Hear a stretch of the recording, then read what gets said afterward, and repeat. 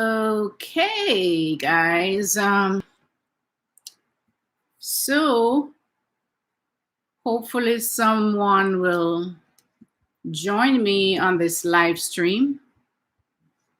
So I'm going to wait a couple of minutes because I know it's lunchtime now. I did this at lunchtime just to give people the opportunity to kind of join me. If not, you can see it on the replay. So let me hold on a little bit. But basically, as you can see from the title of what I'll be speaking about today is basically how we as parents can inadvertently and sometimes actually on purpose really kind of create some really toxic kind of attachment styles, an attachment style that is not going to serve your children when they grow up. And this is helpful to know because it will also tie into how it is that we as adults really basically how we came to have those attachment styles, right? So I'm kind of like doing it from the parental perspective today because I would really like to help, especially parents who have young children who are just starting the process of starting a family to kind of have an idea of how it is that things that we do and we don't realize that that it can really severely affect our children in negative ways when they grow up and how they show up in the world, right? So basically this is what we're going to be talking about today. So let me start because I'm not sure how this will go, and you can always watch it as I mentioned as a replay, right? So I'm going to start by really saying, unfortunately, as parents, we are not given a handbook as to how to parent our children, right? We get married, we have children, we do the best that we can, and a lot of times the best that we know how can be just basically things that we've learned from how we were raised as children, right?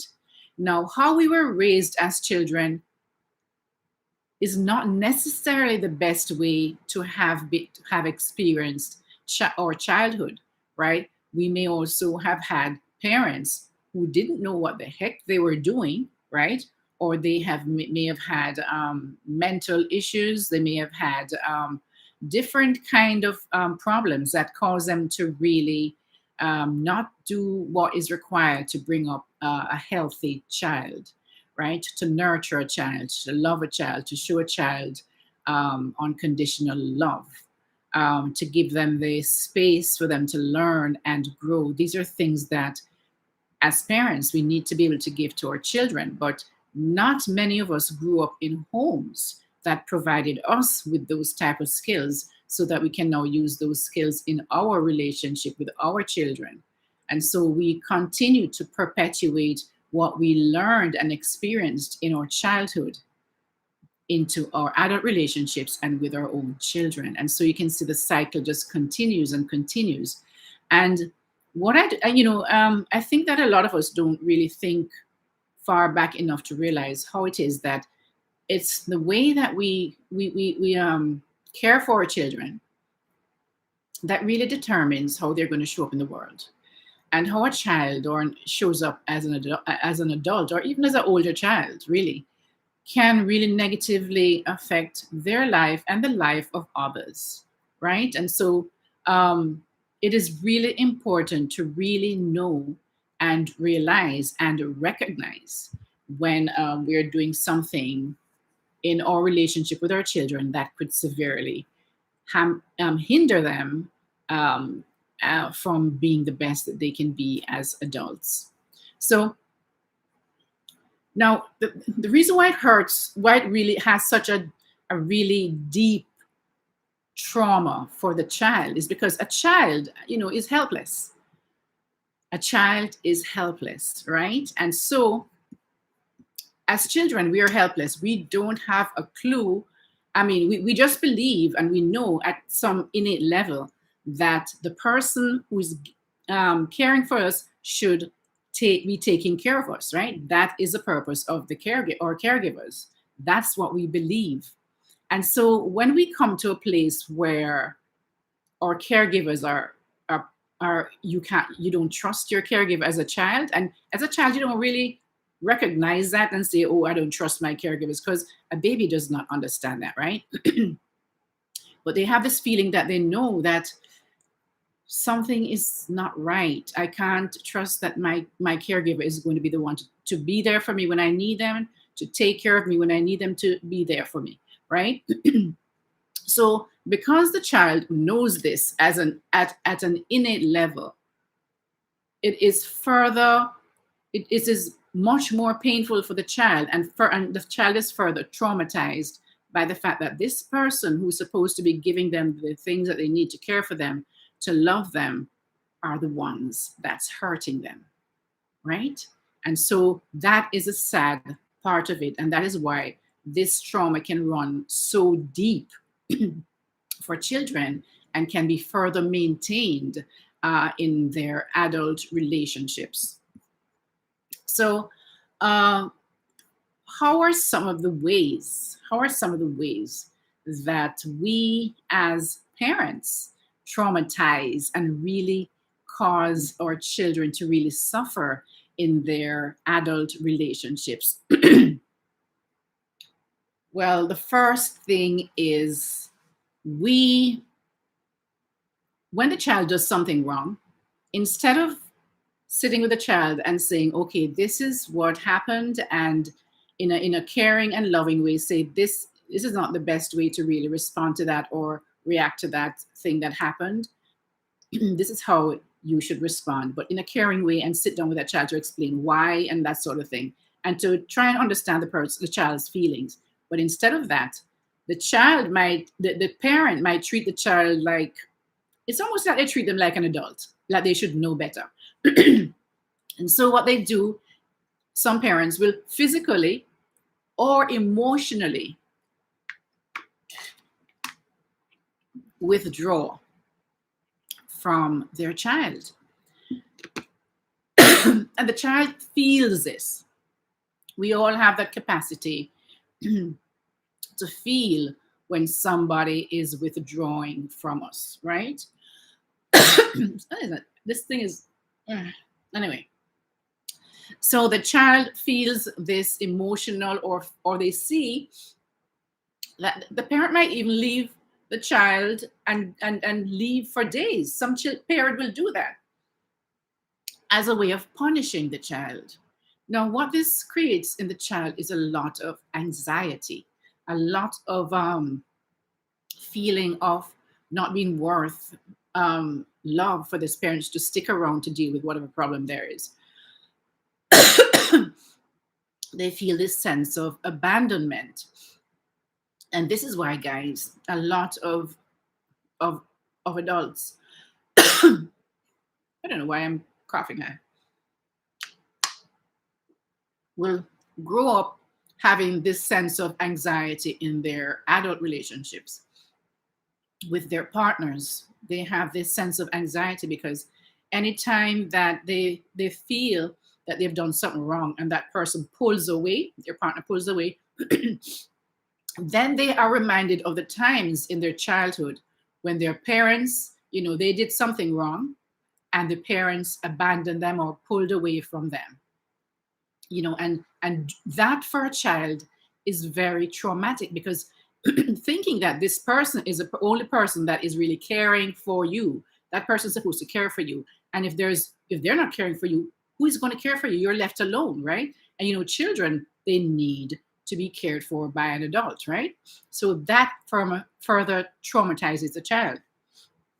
They begin to feel these feelings of anxiety and a sense of abandonment, and so they grow up to fear this type of abandonment. And so a lot of children, of course, they go and they people please. They do a lot of negative, toxic things to keep their partner happy in relationships when they've had this experience in their childhood. So, parents, sit down with your child, talk to them about the problems that's happening instead of physically or emotionally abandoning them or withdrawing from them, right? Or ignoring them. Sometimes we call this stonewalling. You may be in the same room, but they're trying to love you or they're trying to talk to you and you totally ignore them. You totally ignore the child. All right. So we are the adults. We should know better and do better. Okay. Now, as I mentioned before, though, a lot of us as adults did not resolve the trauma that we suffered as children, and so we're carrying this over into our parenting, and we're now further putting this onto our children, which is wrong. It does not make it right because you were treated badly in your childhood to now bring it on to your children. Okay. The next thing we do as parents, that really creates a lot of trauma in our children is blaming and guilting them.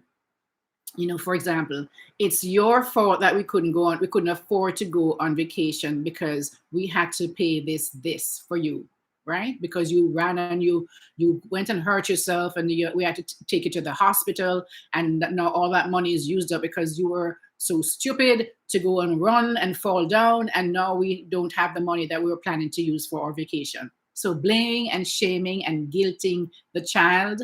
People do this. It's so sad to know that, but people do this, right?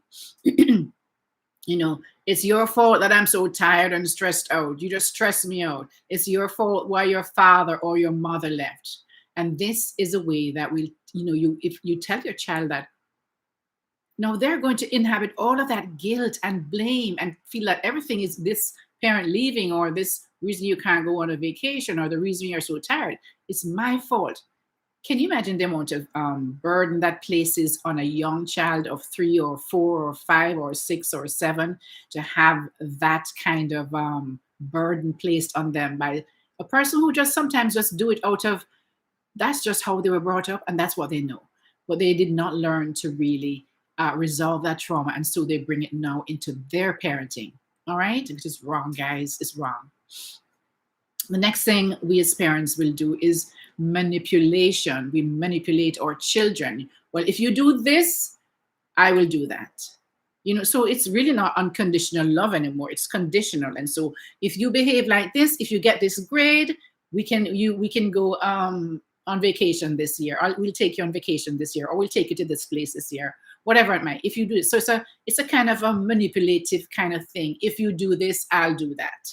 You know, which is really, it reeks of love, which is conditional for a child. So the child learns that I will only be loved if I please my parents. And so this is why you have a lot of adults nowadays really going overboard to please their partners because they feel they have to earn their love. They feel they have to earn somebody loving them and caring for them, right? They will go over and above to please someone else by at their inconvenience because they feel they've learned from their parents in their childhood that if I don't do this, then they won't love me. See? The next thing is that belittling a child for mistakes or for exhibiting some type of emotional behavior. And this is done a lot. It's so sad by men, especially those men who consider that themselves to be macho. And those men who consider themselves to be macho and not show emotions, they had problems in their childhood because they never learned. They never learned to show their emotion freely. It was not accepted by either both or one parent. And the parent might tell them, especially men, I find, especially with the boys, they'll tell them, oh, suck it up and stop being a sissy, right? If you stop crying, what are you crying about? What there is not to cry about. I'll give you something. In Jamaica, we'll have the people saying, oh, you want something to cry about? I'll give you something to cry about. Now, this, what it does is causes a child to withdraw into themselves. This child is not going to have the ability to manage their emotional feelings when it comes to another relationship. They will never be able to learn how to interact with another human being, because especially if the person is going to be emotional, if the person is showing any kind of emotional, for example, something, they were hurt by something, and if they're talking about that, this person cannot empathize with that, that person who's been hurt, because they were taught never to showing emotions for them was a sign of weakness, a sign of weakness. They learned that, and now they bring it into their adult relationships. Okay. So guys, please stop doing that, because we all have emotions, male and female, and we need to be able to express these emotions in a healthy way, right? So that our emotions are validated and accepted, so we can move forward with healing, right? If our emotions are not accepted and validated by those who are important to us, in the case of children, their caregivers, then they just hold that in, and in their subconscious, and the meaning they give to that is that my emotions are not valid, right? My emotions are not valid. I should not be feeling this way. So they grow up and they feel, as something that might hurt them, and they push it down. They push it down, and that thing just keeps being pushed down and not being resolved or healed. So they fail into a lot of intimate relationships, because the other person cannot understand why it is that you can't understand that I'm hurting. You're hurting me. You're doing something to hurt me, because that person never learned how to do it. The next thing is that can hurt children, guys, and we do it as parents, is promising, keep breaking promises all the time, consistently. Now, this can happen once in a while when something happens and you just can't be there for the game, or you can't be there for the party, or you can't be there for, something that you promised to be, once in a while. But when it becomes a consistent behavior by the people that they trust and love and believe that should be there for them, then it becomes a feeling that I'm not valuable, I'm not loved, I'm not valuable, or I'm not worthy of somebody loving me or caring for me or coming to look at my game. I'm not valuable, right? And so this teaches the child that they cannot depend on anyone. And so this really is like a base for where a lack of trust comes from. Because if somebody keeps telling you that they're going to do something, they're going to come somewhere, they're going to be show up for you in some way, and they keep not doing that, you're not going to trust that people, and as children, because you don't know that this is just your parents that's like that, you just generalize it towards everyone else. So in your relationships you go into, you will not fully give of yourself, because you don't trust that this person is going to can fully be there for you, right? You will not do it. So you always be holding something back. And this is specific in the attachment style we call the avoidant attachment style, right? The first ones that we were talking about, anxious and the sense of abandonment, was more like the anxious preoccupied attachment style, where they feel that people are going to be, they're going to abandon them for whatever reason, because they did something wrong, and they just stonewall them and leave or do whatever it is. And so these people learn these things and develop these really negative attachment styles that does not serve them as they grow older, all right, in their adult relationships. So as again, with the broken trust, could happen when a child will share something of themselves that's really painful. Maybe they're teenagers, or maybe maybe they're just young kids, like 3, 4, I mean, no, say about, just starting to go to school, and then you have a little crush, and you go and tell mommy or daddy, mommy or daddy, I like this girl at school, but don't tell anyone, don't let her know, okay? Because I don't want anyone to know that, whatever it is. But then the mommy or daddy who they told went and blab it to everybody, and might even tell the little child, oh, my son likes you, or whatever it might be, or my daughter likes you. Now that little child really now believes that they can't even trust their own parents, right? And so this sense of trust is further negated and deteriorates because of all these consistent behaviors from their caregivers that shows them that you really can't trust anyone. So they go into their adult relationships not being able to trust others. The other thing is that, and this speaks to the emotional side of a child, is that a lot of parents will invalidate the child's feelings or make fun of their feelings. Well, why are you crying? That's so silly. That's nothing to cry about. I mean, that same thing I mentioned earlier is really more a lot of the emotional, the fact of a child cannot show their emotions is as a result of their parents invalidating their child's feelings, right? They make fun of their feelings, so the child begins to feel shame, and because they have been called weak or a sissy or something, or crying, or they because they cry or they're feeling sad. And so these children grow up not knowing how to process their emotions or their feelings, because instead of the parents sitting down and saying to you, oh, it's okay, yeah, I understand how you could feel sad when this happens, what, things will get better. Just I know you feel sad, what can we do to make you feel better?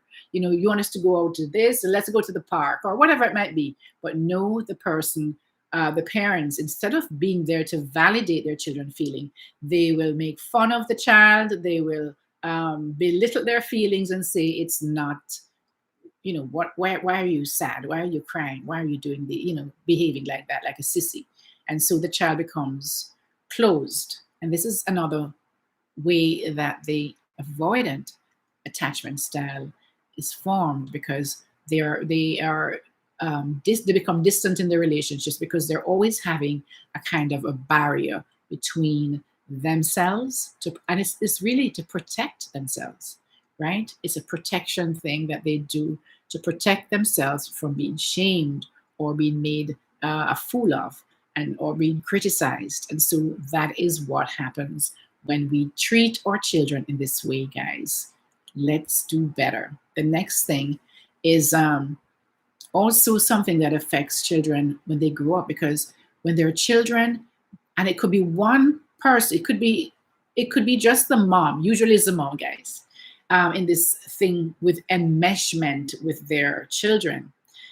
It could be that there's a problem in the relationship between mom and dad, right? And what happens is our mom now clings to the child, and the child almost becomes like the husband, like the person who is going to, that is a way she expresses her love now, through that child, and she focuses 100% on the child. And guess what? She decides what the child should think. Oh, that shouldn't, we shouldn't want that. That is not right.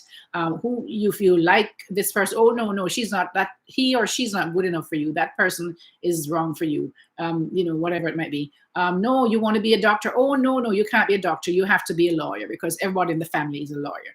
No. Who can you be friends with? No, you can't be friends with that person because they're not good enough for you. And so that relationship becomes very enmeshed. And you see this a lot, guys, when you see adults still at home, and they call it failure to launch.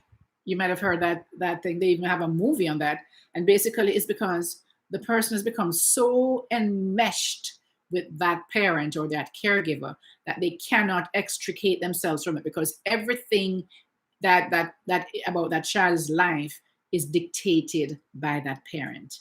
The child will even go and seek, they will not leave home, the physical home where they grew up as children sometimes, or they may even, if they go, they might live next door to the parent if they leave home. And when they get married, the parent will be more important than the child, than their partner, sorry. The parent will be more important than the partner. So they'll go to their mom or dad, usually the mom, which is sad, which is usually what happens, guys, with enmeshment, and instead of speaking to their wife or their spouse, they will go to their mother for advice, or they'll go to their dad. It can happen with girls with their dad, and with boys with their mom. That's how I normally see the trend, right? So what happens is that now you have the boy going to, instead of speaking to the wife about their personal problems, what can happen, or to make different decisions in their marriage, they'll go to their mom or their dad, and the wife is left out there in I don't know, just out there. The wife becomes like the outsider, because that enmeshment, that there are families that I've seen, guys, that child lives with their mom, of course, with all of this until they're 40, 50, 60, 70, until they die, okay?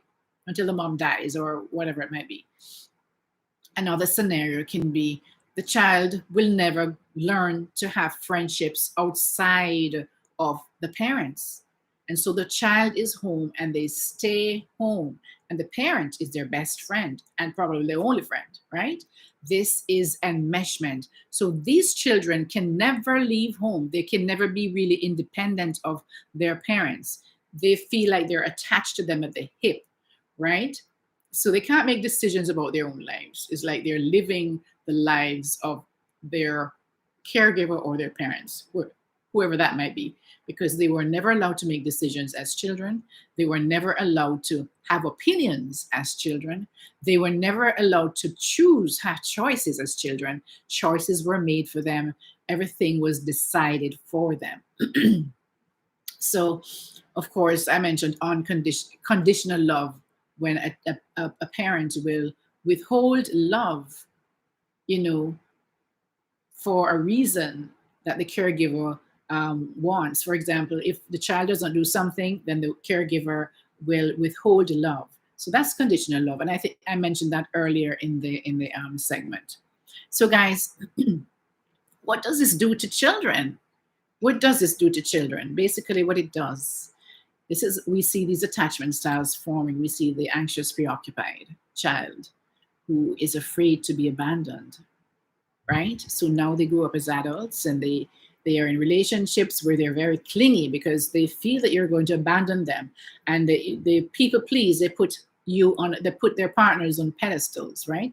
They feel they're always insecure about the relationship, so they hang on tight, and this hanging on tight to that relationship scares the person who is the dismissive avoidant, because they've learned that they cannot trust relationships. These are all traumas that were developed as children, guys.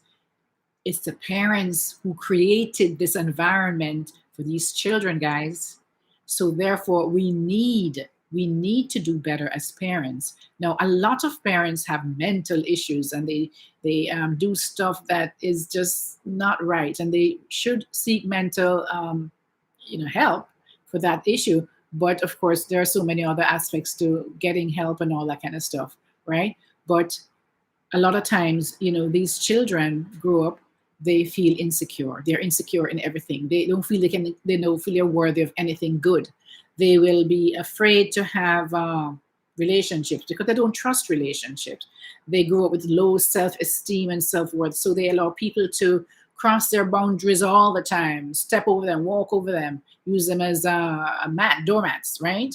They grow up failing to express, learning how to express their emotions, right? And if they can, and if they feel that if they express their emotions, they will feel shame around it, because they were taught that expressing emotions were, you are weak. And they were shamed by usually the dads, guys, but sometimes the moms as well, depending on the mental state of each person.